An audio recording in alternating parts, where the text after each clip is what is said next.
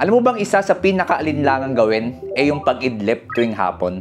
Meron kasing stages ang pagtulog. Tawagin nating early tsaka late stage.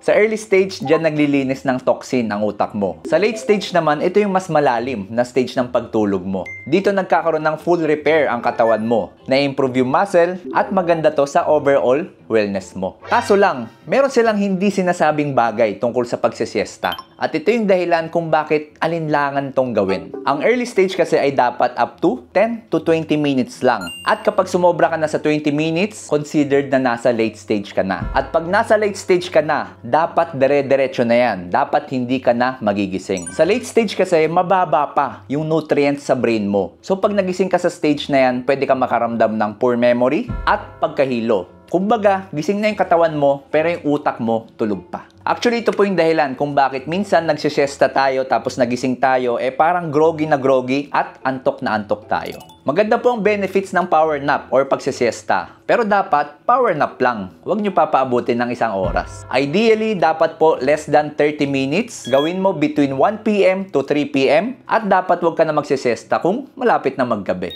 So kung may tropa ka na mahilig daw mag-power nap pero parang tulog na sa gabi yung ginagawa, share mo sa kanya tong video.